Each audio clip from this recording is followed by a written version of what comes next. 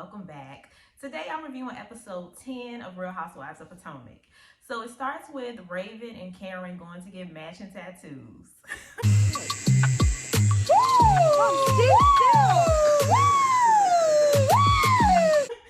Now I'm not gonna say Karen was being dramatic because it was, even though it was a little G, tattoos do hurt when you first get them.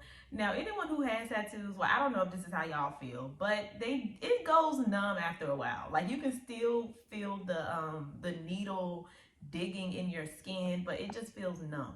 But that was a pretty small tattoo, so I don't think Karen was being dramatic. Karen informs Raven that they are going to brunch with Giselle and Grace so Raven can share her college experiences with Grace. And Raven is not feeling Giselle, and rightfully so. I mean, her and Karen have been beefing for years. Candiace is holding this event to celebrate mothers, and she pretty much invites everyone except Giselle, which is understandable. I mean, Giselle don't want to talk to her. She act like she don't want to be around her anyway, so I wouldn't invite her either. And she does invite Robyn, even though they're kind of in a bad place. And Robyn doesn't really want to go. I'm sure it's because she knows Giselle isn't invited. So Karen and Giselle and their daughters meet, and Raven gives Grace advice, and she gives her some pretty solid advice. I resonated with a lot of what she was saying because I went to college maybe like an hour and a half, 2 hours away from home. So once you get to college, you do feel more free. It's more freedom.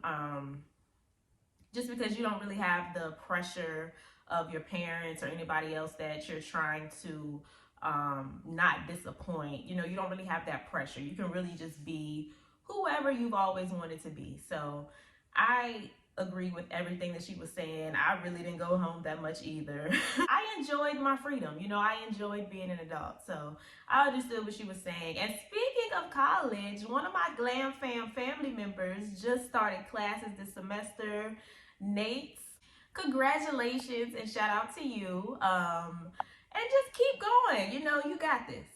So Ashley Mother teaches us something new, child. Apparently, well, I don't know if it's new to y'all. It was news to me.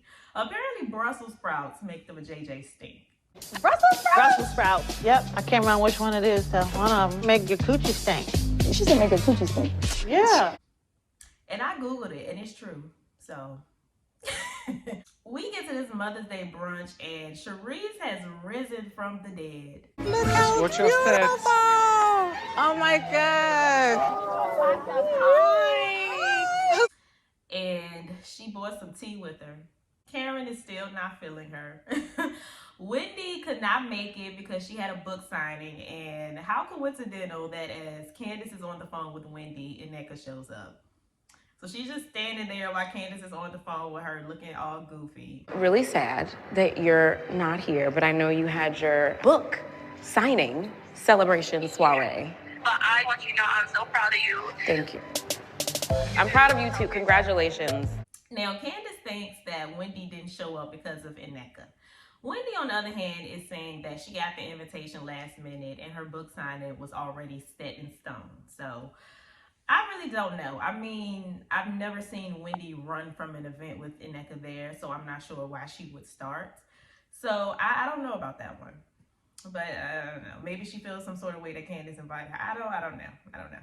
Cherise is talking to Mia, and she brings up Jacqueline and the fact that she just ran into her at one of her events, and Ineka showed up as well.